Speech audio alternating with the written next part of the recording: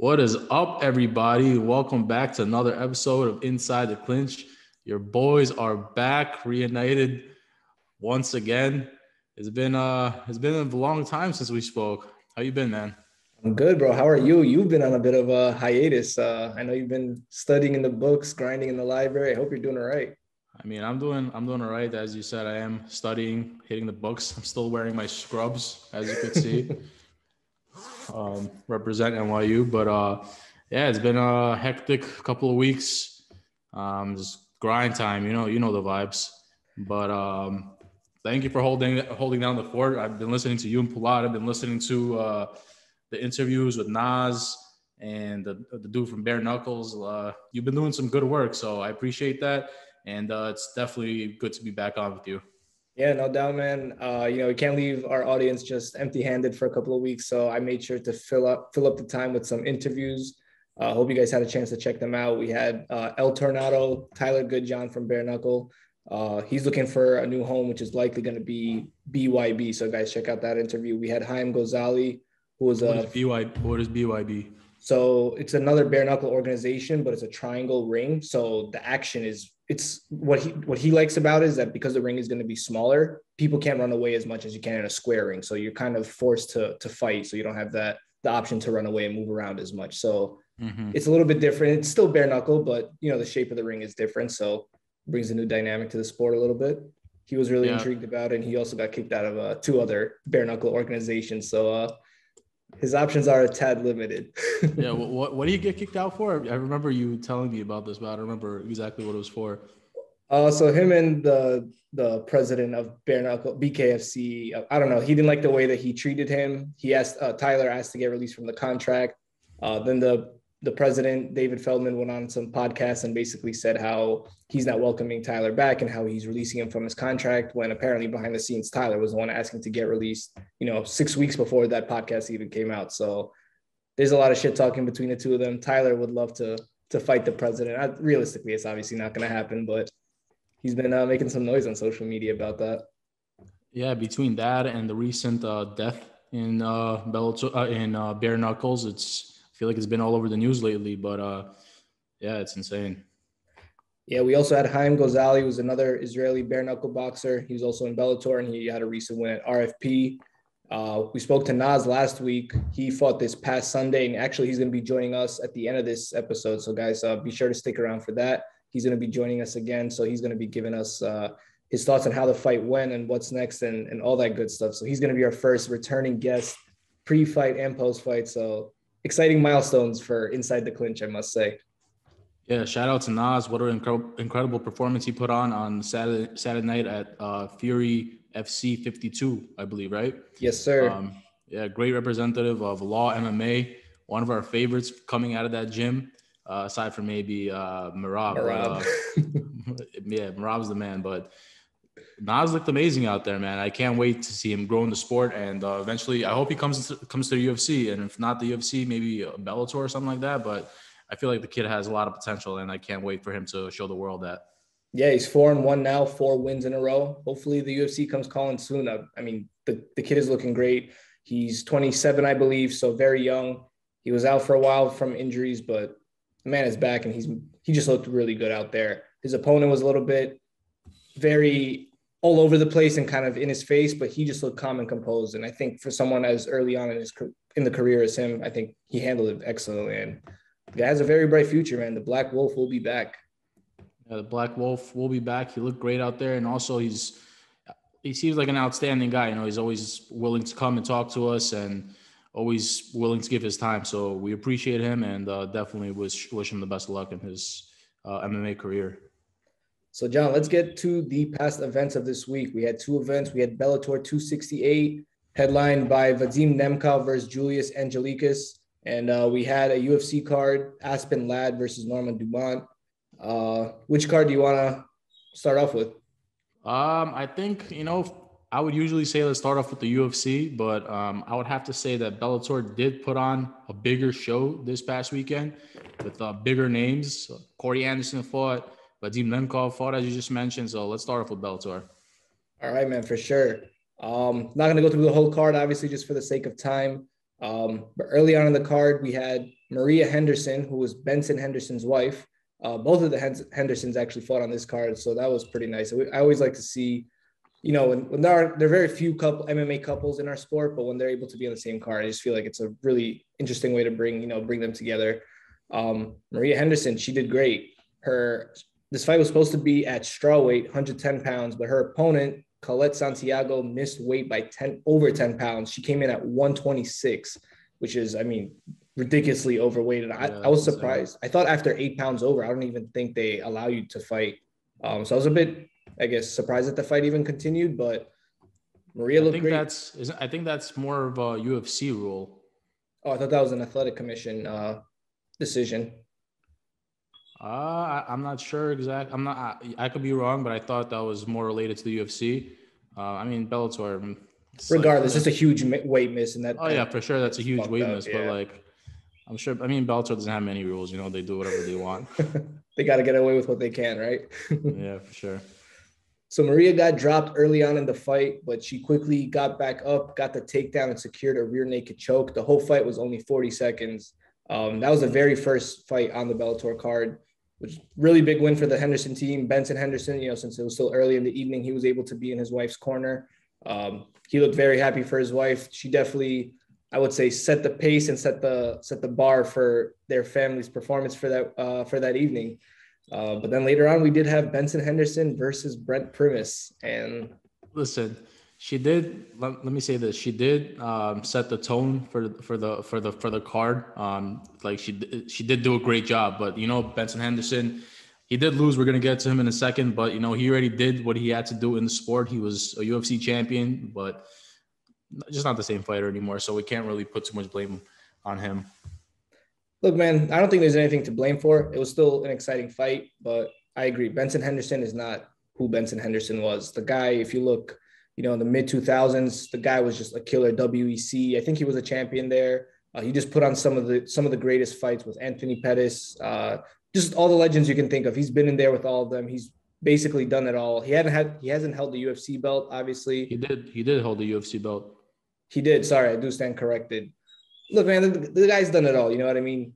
He's an exciting fighter. He's very diverse. His kickboxing is exciting to watch. But unfortunately, Brent Previs, I think at this point in their career, Brent Previs was better everywhere. He was a bit faster. He was a bit stronger. The grappling he had an advantage of. So, yeah, I don't know if it was the age. I don't know if Benson Henderson is slowing down. I don't know if the new age fighters are, starting to pass his level of experience. But I don't know. I still like Benson Henderson. He's a great fighter. I think he still has a few great fights left. But I do think he's definitely waning in his career. Yeah, I think it's a combination of both of those things that you mentioned. I think it's the age and also the sport is catching up to him. The sport is developing and he's more of like an older style fighter.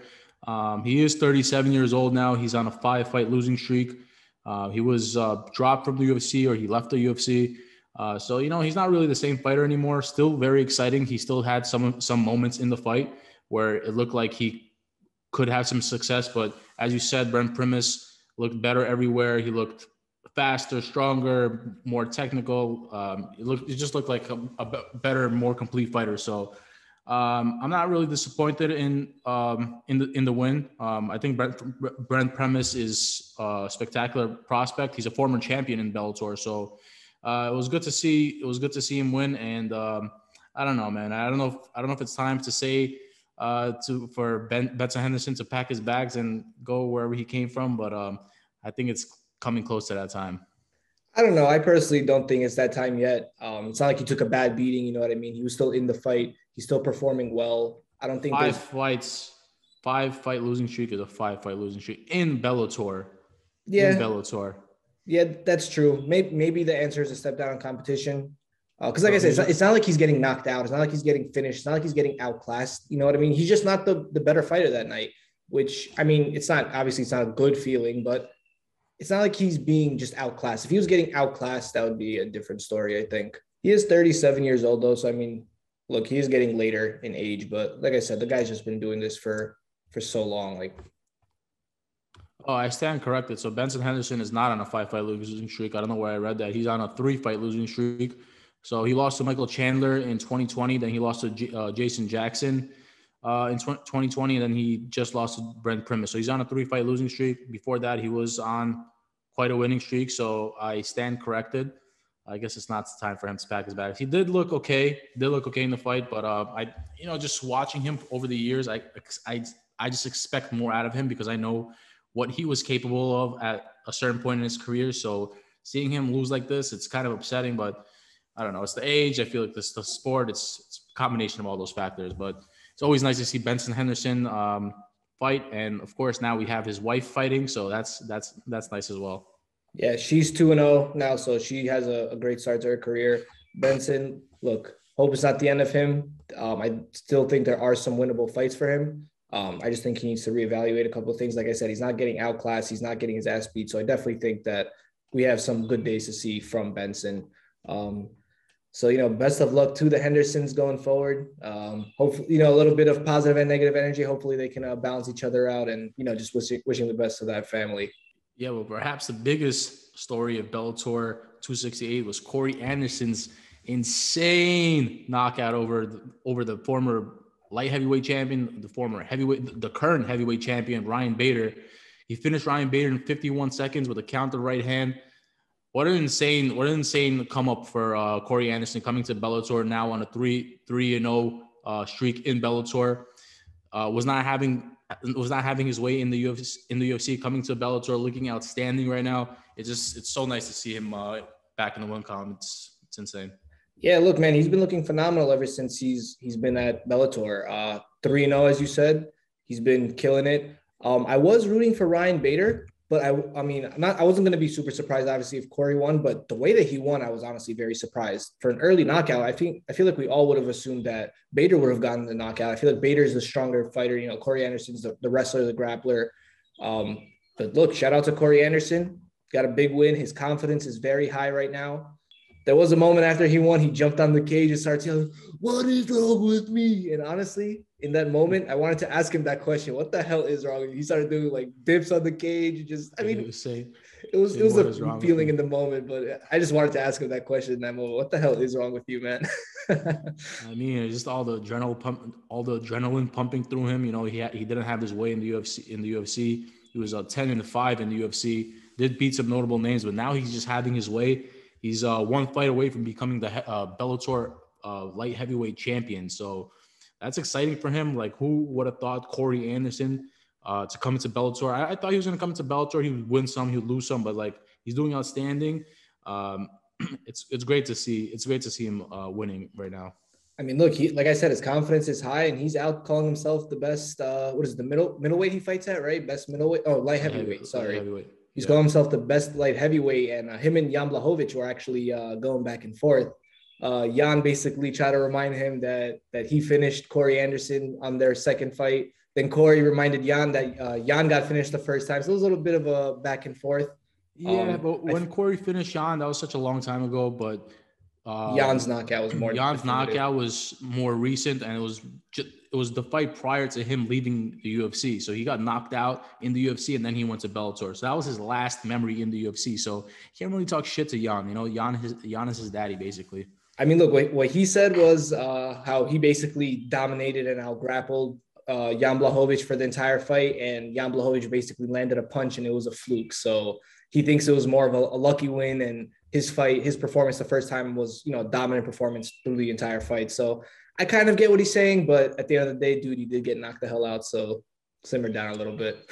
Yeah, to be honest, I would have to rewatch the fight. I don't recall it being like that, but maybe I'm wrong. I would have to definitely rewatch the fight. But a knockout's a knockout. He got laid out, and I'm a fan of Corey Anderson, especially after his run in Bellator thus far. But I don't know. I can't see him saying that he's the best light heavyweight in the world. Just doesn't piece together, So like you said, Corey Anderson is about to fight for the title against Vadim Nemkov, who won the main event. John, what were your thoughts on the Bellator main event? I thought Vadim Nemkov did an outstanding job. It was a late replacement. He fought Julius Angelikas, who replaced Anthony Rumble Johnson. Do you know why Anthony Rumble Johnson's out, or did they not announce it yet?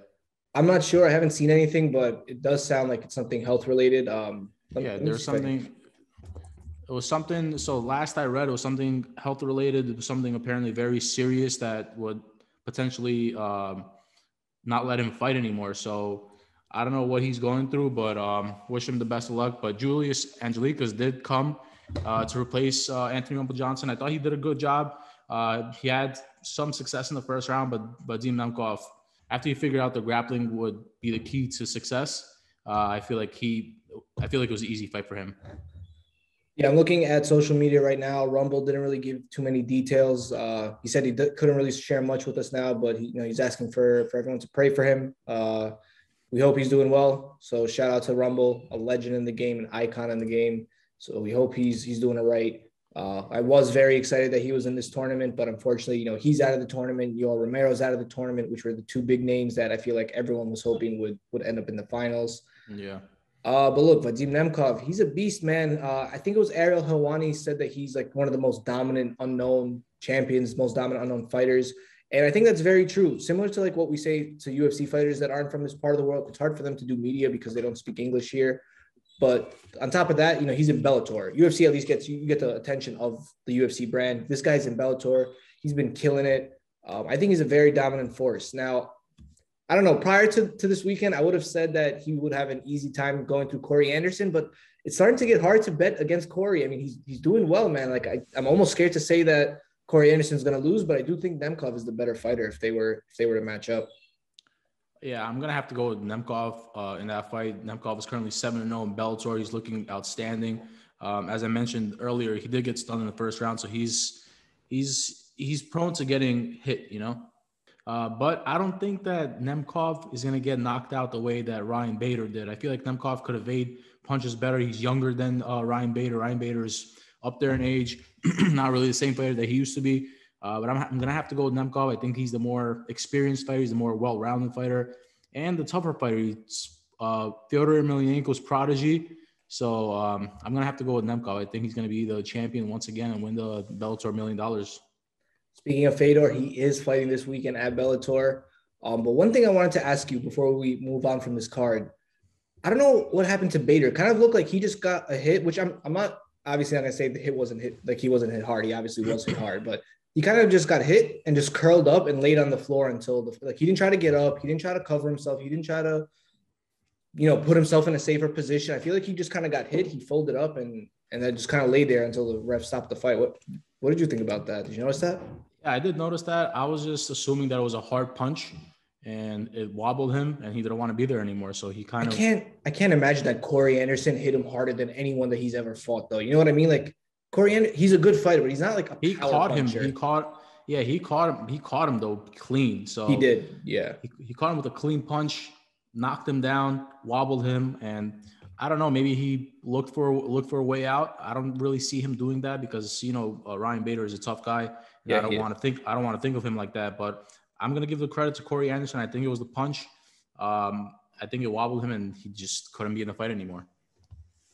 I'm going to have to give credit where credit is due. Corey Anderson is the man. Him versus Vadim Nemkov is the next fight to make at light heavyweight for the belt. Nemkov has beat Ryan Bader. He actually beat Ryan Bader for the belt. Not as easily as Corey Anderson, but it was a great performance, nonetheless. So I'm excited to see how that one goes down. Before we move off from the Bellator card, I wanted to mention something. So Scott Coker is going out there saying that Bellator has the best light heavyweight division in the world right now. What are your thoughts on that? Do they have more than 3 fucking well-known Bellator fighters? I hate when people start saying shit like that. Bellator will have a nice big win on one of their fights, and all of a sudden they have the best athletes ever. Yeah, you guys had a nice fight, you had a nice whatever, but you can't start calling yourselves the best, especially when half your roster is washed up UFC fighters. That might be a very blunt and vulgar way to put it, but no, it's not a blunt and vulgar way to put it. It's exactly the way you have to put it because it's completely inaccurate. The UFC has Glover Teixeira, who beat Corey Anderson. Oh, no, Corey Anderson beat Glover Teixeira. But they have Yuri Prochazka. They have Anthony Smith, Thiago Santos, Dominic Reyes, Magomed Ankalaev, all these well-known fighters. I'm not saying that Bellator has a bad division, but as you said, brother. It's mostly washed-up UFC fighters. If you look at the main event, right? So it was Nemkov versus Angelikas, but Angelikas replaced Rumble Johnson, who's a former UFC fighter. Then we had Corey Anderson and Brian Bader in the co-main event, 2 former UFC fighters. And we had Benson Henderson, a former UFC champion. So, like, these are all UFC fighters. So, like, those statements coming out of Bellator's press is just, I don't know. It's really, I don't think it's accurate. And I don't think anybody compares to UFC. I'm not going to say that they have a bad division. I do think that their light heavyweight division is probably one of their best divisions. And a lot of people in the light heavyweight division could probably beat people in the UFC. But I wouldn't say that that their division is the best light heavyweight division in the world. Nor would I say that Vadim Nemkov is the best light heavyweight in the world. The same thing with Corey Anderson, you know? Yeah, look, I think the media, the PR team is obviously trying to make some noise because, look, you kind of have to do that when you have a big event. They're trying to stay relevant. They're trying to make some noise. So from their perspective, you know, you can't really blame them. But different level, brother. Different level. As different fucking level, brother. Very different level. But they are doing well. I'll be honest. I'm very excited when Bellator puts on cards lately. They've been having some nice cards, and also their promotion is not. It's I could watch. You know, it's not like watching Triller or Bare Knuckles. It's like it's an acceptable promotion. Like, they have good commentators. They have everything. Everything looks okay. You know, so like I'm happy to see that Bellator is going in the right direction, and I hope they are. Yeah, but speaking of different level, brother, let's switch over to the UFC. We had Aspen Ladd taking on Norma Dumont. Let's start with the Jim Miller fight and work our way to the main event. So Jim Miller versus Eric Gonzalez. Man, Jim Miller, fucking veteran, man. This was his 50th pro fight, 38th fight in the UFC, which is now a record. He's tied with Cowboy Cerrone for most fights in the UFC. This dude fought on UFC 100, UFC 200, and he's hoping to fight on UFC 300. And he would be the only fighter to do so. Unless somehow Brock Lesnar comes back and comes into UFC 300, I think he'll be the only UFC fighter that can say he had the ability to do that. But look, Brock Lesnar fought at UFC 100 and 200? I believe so, yeah. I think he's the only other fighter. Okay. So look, this dude, Jim Miller, man, he got his first knockout win since 2008 this past weekend. 2016. Is it 2016? Yeah. Oh, whoops. Either way, it's been his first knockout finish in a while. I mean, the guy I guess it's safe to say he's a veteran. I know he's not well known as some of the other guys like Benson Henderson, for example, or some of the other guys that like Cowboy Cerrone has the same number of fights that never got to the title. But Jim Miller was one of those guys that was good in like the late 2000s, early 2010s. Like, that was, I feel like, when more of his time was. He was on a much hotter streak at the time. I think he was like on a 5-fight winning streak, if not a bit longer than that. He was close to the title shot, but never quite got the opportunity. I'm happy the guy's back in the win column, man. I don't know what to say. A big win for him. Huge knockout. Happy for him. Yeah, you kind of took the words out of my mouth. I wanted to mention the UFC 100, 200, 300 thing. That's absolutely insane. Most wins in the most fights in the UFC. He's a household name. He's always exciting to watch. It was a pretty competitive fight. Gonzalez came out there, looked good in the beginning, but he did get clipped in the second round, got knocked out, as you said. First knockout since 2016, where it was 2016 at UFC 200. So it's been a long time coming for Jim Miller, but it's nice to see him not back in the win column, winning in such fashion. And I don't know. I'm not going to say that he's like a title contender or anything close to that, but it's always exciting to watch him fight. It's always exciting to see fighters like him that have been around for so long, having success late in their career and taking out prospects who they're supposed to lose to. It's always a refreshing thing to see. Yeah, so he was on Ariel Helwani's podcast earlier this week, and obviously he said that he wants to, at least get an opportunity to fight for the title before he retires, just because he's been the guy that fought the most. But like you said, I realistically don't see him getting there. The guy's good, but he's not top level. If you look at his career, he was on a 6-fight winning streak to start off, had a loss to Frankie Edgar. Then he went on an 8-fight winning streak, lost to Gray Maynard. Then on a 7-fight win streak, lost to Benson. You know what I mean? The guy's just like, he takes a loss and then he improves and then he makes the right corrections. He's good, man. But I feel like now the sport has evolved. I feel like if, pre-2012, 2013, I feel like if he got a title shot, he would have had an opportunity maybe to be the champion. I just don't think he's a title caliber fighter. Like, he's a good, exciting fighter. He's going to win some, he's going to lose some, but he's not a title, not the best in the world. You know, when you're He doesn't when you have hold the anything title, to make him stand out, I feel like. yeah, he's good. He's a tough guy. You beat Jim Miller, you're probably a good fighter. But like, I wouldn't say that he's like a title contender or anything close to that. He's at most an exciting fighter and a household name, and that's about it for him. Yeah, I mean, look, he has really high fight IQ. We saw it in the fight, the way he moves, the way he set everything up, his calmness in picking his shots. You can tell the guy has had 38 fights in the UFC, 50 professional fights. Like it's all visible once you get into the octagon. It's not something you can fake in there.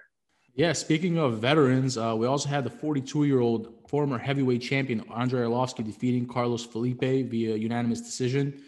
Arlovsky has now the most wins in the UFC heavyweight history and fourth most wins in the UFC of all time. So Arlovsky looking very good as of late. 4-1 in his last five.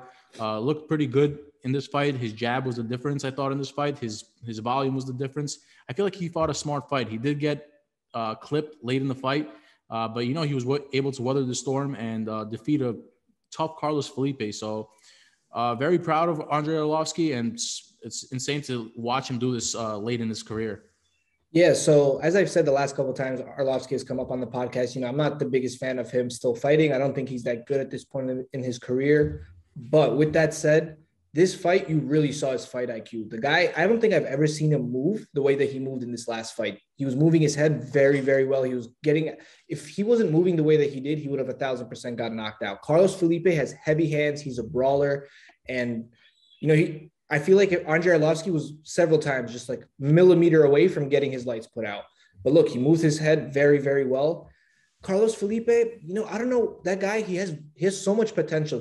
So when I was at UFC 263 in Arizona, he was, I think the guy to start off the fight, he was on the early prelim card. I remember that, one of the first couple of fights.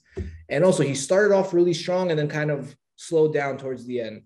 I feel like this guy has a lot of potential. I don't know if it's the right coach or the right gym. Like he needs to piece everything together. And I feel like he would have a promising future, but I don't know. It's too early to count him out. Arlovsky, like I said, I think personally the fight IQ was the difference in this fight that got him the win. So yeah, surprised to see that Arlovsky's still killing it this late in his career. Carlos Felipe, I think he'll definitely be back strong. I don't think this is the last of him. Yeah, let's not count Carlos Felipe out. He did look okay in the fight. Andrei Arlovsky is a veteran, and as you mentioned, I thought the difference in the fight was that Andrei Arlovsky, he threw shots and he got out of the way. He threw shots and he got out of the way, just as you mentioned, like millimeters away from getting clipped, and he was able to escape them. And I feel like that was the biggest difference in the fight: his fight IQ and his ability to evade hits. So I don't think he's ever like that in his career ever. Like I've been watching this guy since I was a kid. And, Arlovsky, he was good early on in his career, but I feel like the second half of his career, like you punch the dude on the shoulder, he gets knocked out. But with this fight, I am very, very impressed, especially this late in his career, to see such an improvement. I don't think I've ever seen him move as well as he did in this fight. And I think that's definitely what allowed him to survive and get his hand raised. Yeah, at this stage in his career, he doesn't have the best chin. So if he gets clipped, he's probably going to go down, especially with the power that heavyweights have. So good for him learning how to dodge those devastating hits, and very proud of Andrei Arlovsky, and I'm looking forward to seeing him win more in the UFC, as crazy as that sounds. I don't know. Personally, I hope there's only one or two more times we have to see him step in the octagon, and then he packs his bags and goes back to where the hell he came from. Man, you can't say he has to pack his bags when he's on a win streak. Bro, look at his record, bro. Come on. All right, I'm gonna pull this up right now. Bro, look at Nate Diaz's record. Like with his record, he qualifies to be a BMF. Like that's how good his record is. All right, let's see. All right, he's on a 2-win streak. He lost one before that. Had 2 more wins, lost before that. 1-1, lost 1. Bro, he's like 50 years old. What the fuck? No contest, 2 losses, 5-fight losing streak. I don't know. After the 5-fight losing streak, that's an indicator of packing your bags. But he proved us wrong. He said that I don't want to pack my bags yet. It's not time for me to pack my bags. And he came out there and he defeated a Carlos Felipe that many people thought was going to win. So I don't think it's time for him to pack his bag. Maybe a bag or something, but not yet, man. He still has more to prove, I think. All right. Hopefully we do get to see him in there a couple more times. But John, to wrap up this card, we had Aspen Ladd versus Norma Dumont. Aspen Ladd was a replacement fight. She was actually supposed to fight 2 weeks ago, I believe, or a week ago. She ended up missing weight after some, let's just call it feminine issues she had last minute before she had to weigh in. So a lot of people were shocked that she got the opportunity to step in as the main event fighter, because she missed weight. Obviously, it's not really a rewarding situation when the fighter misses weight. But I feel like the entire fight, the conversation was about Aspen Ladd, how Aspen Ladd didn't turn on, how Aspen Ladd's coach was mean, but none of the conversation was about Norma Dumont and how good she did. I feel like a broken record, but I feel like the UFC commentary is just getting super, super biased. I feel like they need to start leaving their opinions out and just only state what they see. I feel like it's becoming very opinionated and very biased. They just talk about win or lose. They just talk about their preferred fighter, who in this case was Aspen Ladd. Look, Aspen Ladd's a great fighter, but she didn't turn on. She didn't do anything this fight. There was like a minute where she was kind of on the top and dropping elbows. I think it was like at the end of the fourth round. But aside from that, she didn't do anything. Norma Dumont, she was picking her apart. She was taking her down. She was dominant everywhere. And I thought that I feel like they're not giving Norma Dumont enough credit for her performance this past weekend. Yeah, Aspen Ladd, I did not think that she looked good in the fight at all. As you said, she missed weight 2 weeks ago. She was supposed to fight Macy Chiasson, but she refused to fight her because of the weight miss. So she moved up from bantamweight to featherweight to fight Norma Dumont. And Norma Dumont looked great out there. Aspen Ladd just didn't have it, but she was coming off a 2-year hiatus, coming off an injury, coming off a devastating injury, torn ACL, torn MCL. So it was a long time off for her. She was the favorite in the fight. A lot of people did think that she was going to win, but Dumont was clearly the better fighter. I feel like the jabs and the volume in the fight was the biggest difference. And I feel like you're right. We do have to give Dumont credit. She's now on a 3-fight winning streak, looking great, one of the best in the division, and doesn't receive the credit that she deserves. Another thing that got a lot of attention for this fight was how Aspen Ladd's coach, and I believe also who's also her boyfriend, how he spoke to Aspen in between rounds. I don't know. I don't think he said anything wrong. I don't think he was very demeaning. What did he say exactly? I read something on that, but I don't remember exactly what he said. He's literally coming up to her in between rounds like, I don't understand what you're doing. You're not doing anything. You need to turn it on. You can't just do one punch at a time. You got to combine. You got to mix it up. He was saying all the right things. Maybe the tone on his voice wasn't very polite and pleasant. Listen, but nobody could judge the tone because nobody knows what their relationship is like. That's the type of relationship they have, and that's her coach at the moment. Then he could say whatever hell he wants. He's not degrading her or saying anything offensive. He's trying to have his fighter win, and I don't think that's anything wrong either. So yeah, I think Bisping kind of started that. How Bisping said on the broadcast how he would have said the same things but in a different tone. And once he said that, that was kind of the conversation for the rest of the broadcast, because then in between every round after that, they made sure to comment and say something on that. Look, the coach was right. His fighter was not doing anything. She was not moving well. She was not throwing punches. She was gunshot. I don't know what you want to call it, but nothing was happening. And the coach had every reason to be frustrated, in my opinion. And I don't think the coach said anything wrong that he needs to apologize for, even though he's getting lit up on the internet right now to apologize. Yeah, we're talking about a sport where athletes go and punch each other in the face, knee each other in the face, choke each other out. And we're talking about the tone of her boyfriend talking to her in between rounds. Fuck out of here with that bullshit tone nonsense. Who even cares about it? Let's not even talk about that because it's irrelevant. And we shouldn't even be judging how her boyfriend or her coach talks to her or trains her. It's not our responsibility to do so. And it's absolutely ridiculous, especially in such a sport where it's so violent all the time, talking about someone's tone. That fucking feminine shit out of here. I agree, man. Look, it's a little ridiculous. Aspen Ladd, like we said, she did not turn on. She did not do what she had to do. But hopefully she learns from whatever mistakes. I don't know if she was injured. I don't know if there was something, some other underlying issue that, prevented her from being able to perform. But I don't think she's going to get a main event spot for a while. Aspen Ladd is one of those girls I feel like the UFC tried to give her that star push once before, and she kind of folded under the pressure against when she was fighting Jermaine Durandamy. She kind of had that weird loss, which I don't even know what happened in that fight. I feel like this is the second time they kind of try to push her. She missed the weight last time. This time they try to do it again, and then she loses. I don't know. I feel like she's not going to get the helping hand of the UFC the way she may have earlier on in her career, but I think if she has a couple of good back-to-back performances, I think they'll change their mind. Yeah, I think Aspen Ladd is definitely out of the title picture now. But you know who isn't? Norma Dumont, currently on a 3-fight winning streak. I think she's next to fight the winner of Amanda Nunes and Juliana Pena, who are set to fight on UFC 269 on December 11th.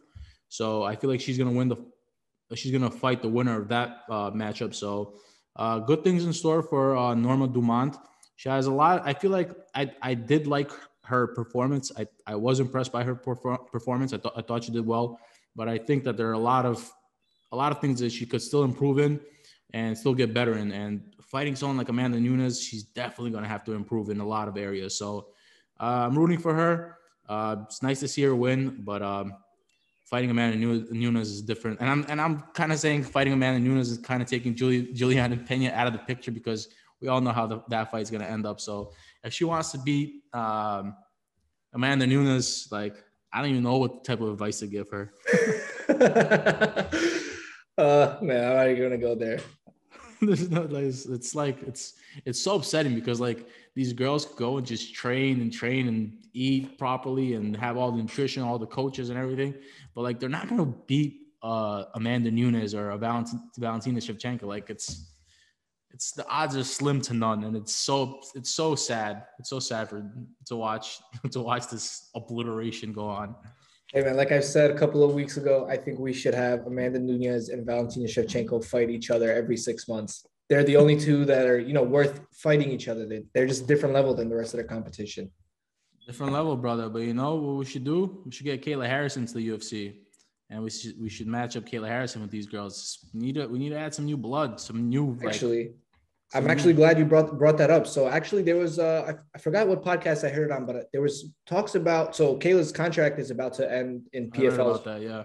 So she's in October, the end of this month, she's going to be fighting for the championship for the second time. Win or lose, her contract will be up. Obviously, I think we're all pretty confident she's going to win again, back-to-back PFL champion. So then the question becomes, what's next for Kayla? Is she going to re-sign with the PFL? Is she going to go to Bellator? Because a lot of people, well, the first was, are you going to go to the UFC and, build her to fight up Amanda?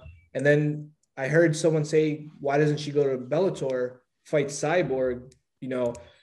Personally, if I was Kayla, I think it would be easier to go into Bellator, beat Cyborg, because I think Cyborg is at the last, like the worst half of her career. If you look at her last couple of fights, Cyborg is not the same savage she used to be. She doesn't hit as hard. She's not as devastating. So I feel like the fight with Cyborg would be easier for Kayla first. I don't think, I understand what you're saying. Become Bellator champion and then go to the UFC. But the problem is, I don't know if Amanda Nunes will be around in the UFC long enough for all this to go down. The thing is that I understand what you're saying, but I don't think that Kayla Harrison is looking for the easy way out. I think that she wants to. Oh, I'm not saying easy. I'm not saying easy. I mean, that's kind of going to Bellator is the easier way out as opposed to coming to the UFC.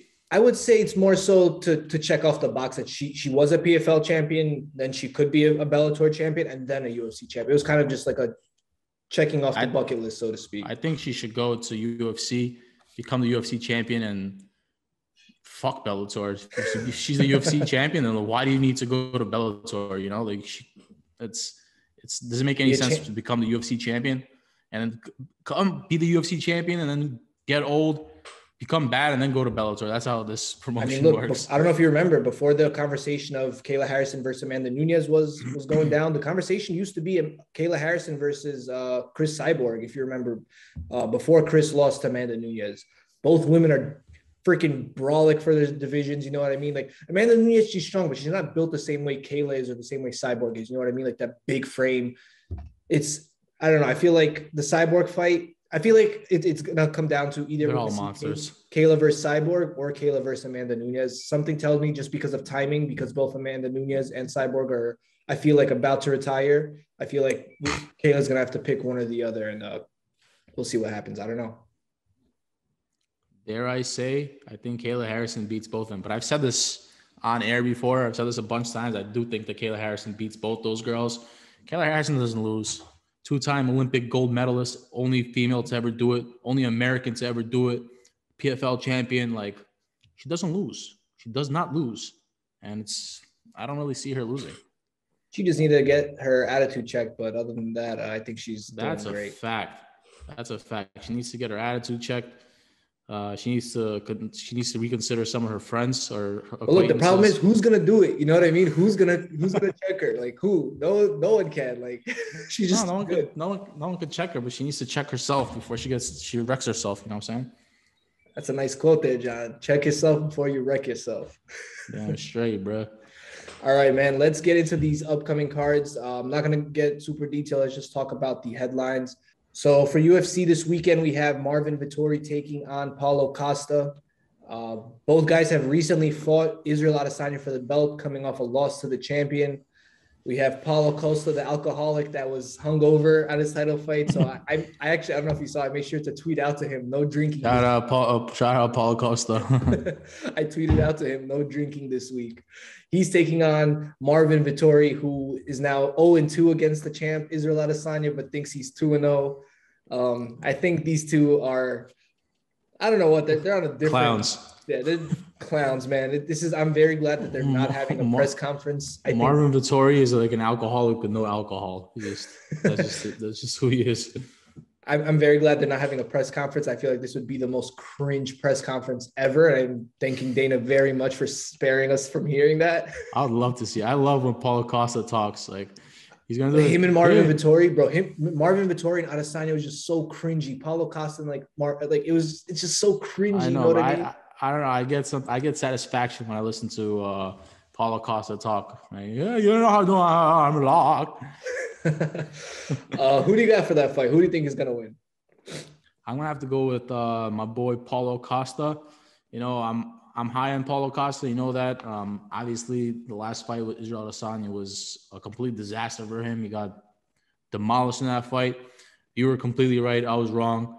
But I do think that he comes back stronger. I think that he's a stronger fighter. I think that he's more well-rounded. I think that maybe Vettori's better in the grappling department, but I think that the strength is going to be the difference. I think that Costa is going to knock him out. So look, personally, I think Paulo Costa is one of the most overhyped people in the division. I think he got a really easy run to the title. He fought a bunch of washed up, people that used to be good. What put him on the map, I think, was his fight with Johnny Hendricks, which was an absolute mismatch. I don't know how that fight was ever sanctioned. Then he beat a Machida. He beat whatever. He beat who he beat. Then we saw how he fought against a real champion like Israel Adesanya, and he just got outclassed, like picked apart. Marvin Vettori, look, he's not the best of the division, but the guy's a good grappler. I can't recall how good Paulo Costa is off the top of my head as a grappler, but I think if Marvin Vettori can grapple him, I don't think Costa's going to be able to get up. I know Costa has some BJJ experience, but if you guys know the story of Paulo Costa, he was a bodybuilder that walked into an MMA gym and then started hitting the pads and eventually, ended up becoming a fighter. But he wasn't one of those fighters that started off, doing jiu-jitsu and then moved on to do some kind of boxing and striking and then became he was just a bodybuilder that developed an insane amount of power. And then he walked into a gym that helped him, channel that power into punching and kicking and whatever else. Not to take anything away from him. He is a stud athlete. He's a phenomenal athlete, but I do think he's a bit overhyped. And I do think if Marvin Vettori can enforce some kind of grappling plan and out-grapple Paulo Costa, I think Paulo Costa is going to have a hard time getting up and having an answer to defend the takedown in the ground and pound. These two fighters, they have one thing in common, and they're both brawlers. They're going to both put on a hell of a fight.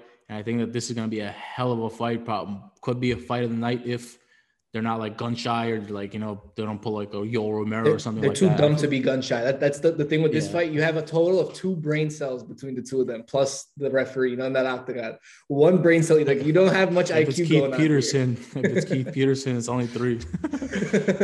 So if it's Keith Peterson, it's going to be 2 drunk people in the octagon. But I think this is going to be an exciting fight. Maybe not the most technical fight, but I think it's going to be a brawl. I don't know. I'm excited. I think that it's going to end in a finish. I hope it doesn't go to decision, but I do think this fight is going to end up someone's getting knocked out, and I think that somebody's going to be Marvin Vettori. Look, I don't really have a dog in this game. I'm not very bullish on either of these guys. But this fight. Shout out to your dog, Rocky. Shout out to Rocky, guys. Shout out. The prelim. This is going to be an early card. The prelims are starting at 1 p.m. Eastern, and the main card will be at 4 p.m. Eastern. So, guys, be sure to tune in earlier for this card. We also have Bellator that this weekend, headlined by Fedor. He's going to be making a return versus Timothy Johnson. This is another fight where I don't know if I really have a dog in the game. Obviously, I love Fedor. I'm rooting for Fedor. But, we've seen his last couple of fights. He's not the same Fedor. His opponent. Knockouts in his last 4, my brother. Yeah. Timothy Johnson, not the biggest name. Dangerous guy. He has a win over Czech Congo. He has a win over Matt Matrione. Matt Matrione beat Fedor a couple of years ago in the Bellator Grand Prix. A little bit of a fluke fight, honestly, but a win's a win. You can't take that away. This fight is going to be in Moscow, which is a pretty big deal. So Fedor is like a god here. You know what I mean? When it comes to MMA, like people can't even imagine what he is in Russia. Like he's basically like one of the oligarchs over there, man. Like he is the real deal. He is, I just can't say enough good things. The guy's a hitman. He's just everything you want in an MMA fighter. He's a great guy. He's a great fighter. Yeah, a lot of people were surprised as to why he chose. So he chose to fight Timothy Johnson. The promotion, Scott Coker, allowed him to choose his opponent, as from what I understand. And he chose Timothy Johnson. And his rationale for that was that Timothy Johnson he said that he was on a win streak, and he thought that it would be a tough fight. But he's coming off a loss. He had a 3-fight win streak. He's coming off a loss. Yeah, he's coming off a loss, but I think he was referring to the 3-fight winning streak that he was on prior to that. I think those are just words to feed the media. I don't know exactly why. Maybe he doesn't want to fight a monster this late in his career, but I don't know. I'm gonna have to. We have to side with Fedor Emelianenko. Like, I know that he's not looking great as of late. He's old, not the same Fedor Emelianenko, but like, how can we go with Timothy Johnson? Like, it doesn't make sense. Yo, do you think our old friend Stich is going to be in the corner? Stich? So Stich was he told us when he came onto our podcast a couple of months ago that he has worked with Fedor numerous times in his career. I seen Stich recently at what it was a boxing event I saw him at. Boxing event. Yeah. Top ranked boxing. It's when Wilder and Wilder. Oh, Fury. He was in Fury's corner, I think, actually. One of their corners. He might have been in one of their corners, or he might have been on a different fight on that card. I don't know, but I seen him on that card, and I seen him. I was like, "Yo, Stich." It was nice to see him. One of our first interviews, right? Yeah, it was first few interviews. Look, it's exciting when once we get to talk to these guys, to see them on TV and see it's pretty exciting. At least for me, I don't know. Yeah, definitely exciting. It's going to be more exciting when they see us on TV. Soon, brother. Soon, brother. So, guys, 2 more events that are going down this weekend. BKFC is having another event, and so is Glory Kickboxing. A lot of MMA going to be going down this Saturday, so plenty to watch, plenty to tune in for. So, John, that was it for the past fights this weekend, for the upcoming fights. Not going to extend this podcast too long with too much news. There was one thing I wanted to mention. I was listening to a finance podcast earlier this week, and there were some rumors on Wall Street that Disney's considering spinning off ESPN. Right now, they're looking into how that would impact their revenue for Disney with the spinoff. Basically, how much money do they have coming in from ESPN and all that stuff, and if it's going to be worth spinning off. I don't know. It's interesting. What got my attention was who the buyer potentially could be. You know what I mean? And what they were saying on the podcast is, what if someone like Amazon scoops up an organization like ESPN? They already have Amazon Prime. They have a channel of distribution, a huge channel of distribution. And we know Amazon gets into, they're in every industry, the book industry, e-commerce, you name it, like everything, pharmaceuticals, they're literally in everything, cloud computing. What's to stop them from getting into, an industry like this, a sports broadcasting, one of the biggest, the top level sports broadcasting network. I don't know. There isn't too much detail on this right now. They don't know how much they're going to sell it for and all that, but that was just a bit of news I heard this week that I felt like just wanted to share with the audience. Look, John, it was a pleasure to have this back on with you. We missed doing this. I felt like this was a great podcast. We had a lot of great laughs. We got to share another fight night of great fights. Momentarily, we will be joined by Nazim, though. He will be coming to talk to us about his recent win. I'm excited to talk to him, man. Yeah, I won't be there for that, unfortunately. The grind don't stop. So tell Nazim I say what up and that he did an outstanding job. And I'm looking forward to seeing him dominate, man. Absolutely, will do. Good to see you, John. All right, guys, we are now being joined again by Naz Sadykhov, coming off a big win at Fury FC 52. Naz, congratulations, brother. Thank you for joining us last week to talk about the fight, and again today. It's truly a pleasure to have you on. A pleasure to be here, bro. Thank you very much. So how are you feeling after the fight? It was a very, very exciting fight, 3 rounds, and you got a beautiful rear naked choke finish at the end of a dominant performance. How are you feeling? I feel great. I just feel like I just had a heavy lift or something, or like a big cardio day. Like I'm just overall sore, but I don't have any specific injury pain or any bumps or like serious bumps or bruises, no cuts. As you can see, maybe like a little bit of a black and blue, a little bit of like some spots here, but other than that, I'm trying to get something going really soon. I'm trying to have some really good news soon. That's exciting. Yeah, your face doesn't even look like you got touched at all. At least on the camera, it doesn't.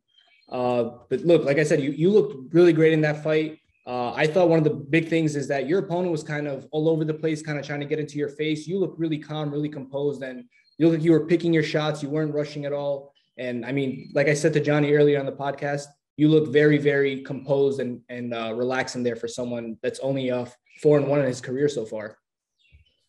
Thank you, bro. I guess you can attribute that to the tons of amateur experience I have. Like I said, I have a lot of amateur experience that gets overlooked, which is why I feel like I guess that's why I'm the underdog all the time. Because when you open up Tapology, you see 4 amateur fights and now 5 pro fights. So I'm sure they're gonna give me somebody with over 10 or 15 or 20 fights next, which I'm gonna be 100% down for, as long as the opportunity and the pay is worth it, of course. But yeah, man, I'm calm because it's not my first rodeo, not my second, third, and not my 5th. So that's probably why I'm so calm in there. Also, I'm fully prepared for any scenario, and knowing that in the back of my head, stepping in the cage, like you're just ready for anything. Literally, you're just ready for anything. So that's that. I would attribute my calmness to that. So we also spoke about your grappling and your submission game. You said you didn't want to give too much away, but dude, your grappling looked on point. You had more than one like close to finish rear naked choke. I thought you had him the first time in the first round. I thought it was going to be game over, and your prediction would have came true. You were predicting a first round finish for us. So bro, I swear, almost there. Bro, I swear, I thought back to the interview, and I was so pissed. I was so pissed because I'm thinking back to how I predicted round 1, and I had the finish there. It was just a minor adjustment. I chose to go palm to palm at too early of an angle when I could have just went behind, because in my last fight where I was trying to choke him here this way, I was too high, and I should have adjusted to palm and lowered my elbow and tightened up my elbows. So it was just kind of like a decision making in the moment, because everything had to happen fast. I had to throw in the hooks fast. I'm actually quick at taking the back and stuff. And it was just like a quick in the moment decision making. That's how you know I'm not a black belt just yet, you know? Like a black belt wouldn't make that mistake. He knows when to go palm to palm, when to go this grip over the head. He knows like different angles right away, like off instinct. So I just made like a little bit of a wrong mistake. But then I did that again in the third, but then I adjusted because he fell over, right? I flattened him out, and then I finally adjusted and got it on top of his head. And that's it. Third round submission, Nazim Blackwolf Sadykhov. Let's go. You almost had him with the flying knee, I believe, at the end of the third round, I think, before you finished the fight. That stunned him pretty bad. And my favorite part about your submission, you had that beautiful body triangle that I feel like a lot of people may not have noticed it, just because, you know, not everyone understands the subtle, you know, moves in jiu-jitsu that you got to do. You locked his body up. He had nowhere to go. You flattened him out, and you sunk that choke in. And like you said, you made the correction that didn't let you get the sub in the first round, and you made sure to walk away with the finish. Yeah, it was also like an exhaustion thing. Like I could have done that for 5 rounds, and he was actually fading because he worked so hard to keep me pressed against the cage. It's a completely legitimate strategy. Like I'm not gonna say that, like, yo, you got to stand and bang with me. I don't even stand and bang. You know, I'm a selective fighter. I'm a calculated fighter. So this fight, like, he was absolutely like giving everything to come forward and to press me forward and to like neutralize my boxing. Because rewatching the tape, I like how I looked on the feet. I liked my movement. I liked my shot selection. I didn't get going. I didn't look as pretty, as clean as I would like, because he made it a dirty fight. But that was his game plan to begin with. He wanted to make it a dirty fight. He wanted to shut down my offense, and he was partially successful in certain aspects of it. But like I said, I have an unlimited arsenal of weapons. I'm ready everywhere. You shut down this, you got to worry about 15 other things, because I'm dangerous everywhere. I said that before. I'm saying that now, and I'm going to say that for the future, which I probably shouldn't, because if anybody sees this interview, they're just going to be like, shit, well, if this guy has everything, I'm just going to go ahead and fight that guy over there. So, but anyway, I'm happy. I got to show that. Like, while from one side I'm a little bit like, not upset. I wouldn't say upset, but like I kind of want to show this, but then because this got shut down, I got to show that. So overall, I'm happy, man. It's a win, a win, a big one, because it's after a layoff. So I'm happy, bro. Yeah. So like you said, you were just coming back from an 18-month layoff, and 20 actually. 20 months. So yeah, wow, almost 2 years. I was making a mistake. I was just looking forward to that September fight and telling myself 18 months the whole time. I didn't realize that October makes 20 months, because February to October, that's 8 months, and then February to February is 12. That's 20 months. Wow. 20 months off. Look, man, you look great. I think, look, you clearly won the first round. You clearly won the last round. In the second round, it wasn't too much activity. It was mostly him holding you against the cage, but there wasn't too much going on there. So, dominant performance from you. When are we expecting that call from the UFC, from Bellator, from one of the big guys? Brother, I don't know, because right now it's just like all a synchronization of talk, like of what's gonna happen next. And not to say that there's like all this talking about me, but I am trying to get something going that's gonna get me either to the doorstep of the UFC or to the UFC. Like I'm definitely working on things that are gonna get me very close to there. If I don't get that, if I just have to take another bout and keep building the record, which is most likely what promoters are going to want to see. They're not really like stoked, even though there's a prospect guy and I'm good, and I have like a nice crowd behind me. Nobody's really stoked and rushing to sign a guy that's 4-1, understandably so. So if I don't get some kind of call, like, contender wise, even I'm ready. If you ask me, I'm ready. Physically, mentally, experience-wise, yes. 5 fights, yes.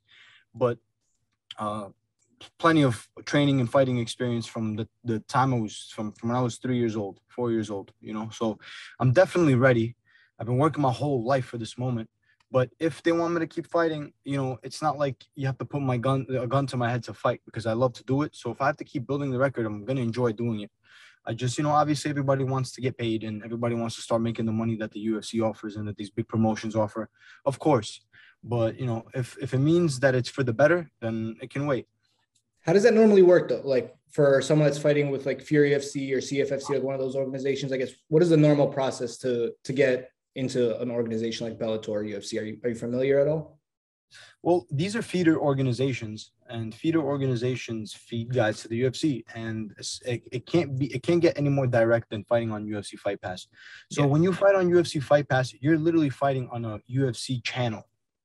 So that doesn't mean that you're gonna get signed off of after a win, but that does mean that you're aired on the network of a promotion that's at the top of the food chain. So if you're a promotion that is aired on UFC Fight Pass, you're going to be looked at, and your guys are all prospect guys to get signed. So if you're impressive and your record is decent and you're what the UFC is looking for, you'll get signed off of UFC Fight Pass. So for me, like, if I just have to go and fight another fight off UFC Fight Pass, I'm not going to be mad, because then after that, I could get a call. God willing it to win. After that, I could get a call. Or if not, then another one. And then after that, I'll get a call. So I know I'm knocking on the door. I know I have what it takes. I know everything is there. Just the stars have to align.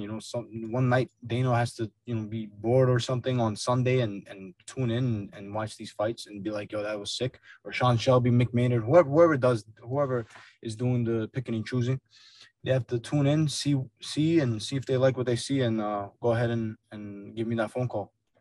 If you keep your pace going, I think you're going to knock that door down, not just knock on it. So continue the great work, brother. It's amazing to see the support, not just from MMA fans, from the Azerbaijan community as well. I see all of them supporting you. They don't have a lot of, I guess, big name athletes to get behind. So you being there, you being such a dominant fighter, I'm sure is a great sense of pride for all the Azerbaijanis around the world.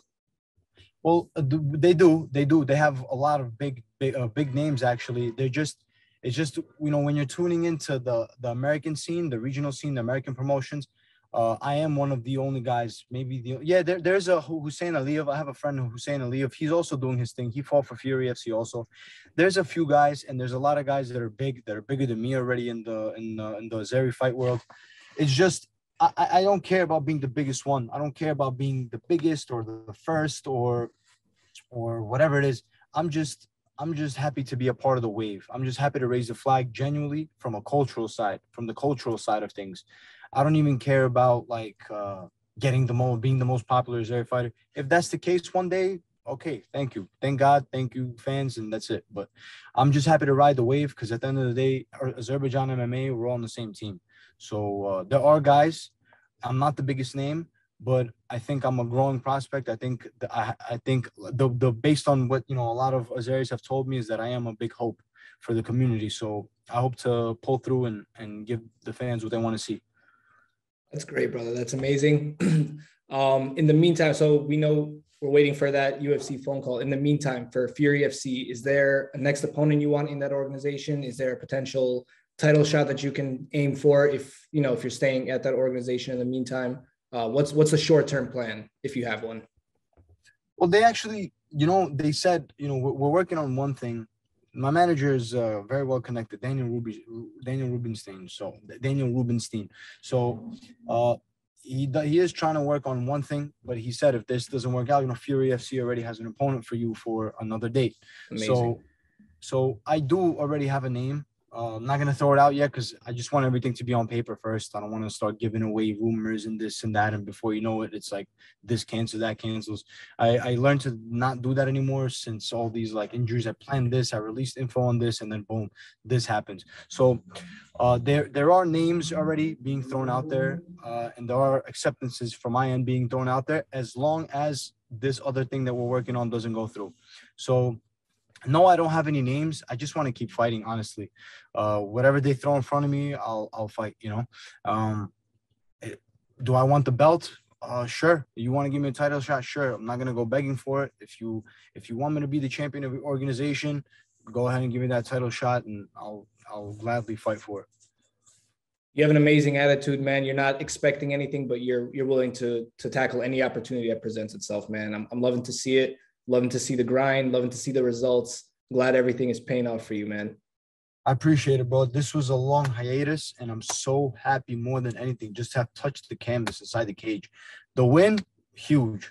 The fans, huge. In fact, I was on the Azeri news yesterday. It was crazy. I was like, what the fuck is going on? And not only one news channel, it was spreading because the thing spread like wildfire, which That's actually amazing. I got upset at one thing, not at them. I just got upset at this one thing. There was some kind of misinformation that I got signed to the UFC, but I think there was a confusion of UFC Fight Pass and UFC. So I think they thought that I fought for UFC or I got signed or something like that. But it's okay. That's coming anyway. Sooner or later, God willing, that's coming. And I'll be there regardless. That's my dream. That's my goal. I want to be there. And yeah, man, let's go. Step by step, one by one. And I'll definitely close out the year with something. I definitely think I'm going to get one more in before the year's out. That's amazing, bro. Inside the Clinch is in your corner no matter what. We're big fans of yours and we're excited. We're able to witness the journey from the early stages, man. Can't wait to see you back in there. Can't wait to see what big news you have coming out for us soon. Thank you, my brother. And same thing with you too. Same thing with you. When you guys overtake Ariel Helwani, I'll be happy for you guys as well. Soon, bro. Thank you, bro. Very soon. We're taking over ESPN. We're taking over all that shit. That's right, bro. That's right. Let's get it, man. You're the man, Naz. Thank you for joining us again. Pleasure as always. Pleasure, bro. Have a good night. I'll talk to you soon. You as well.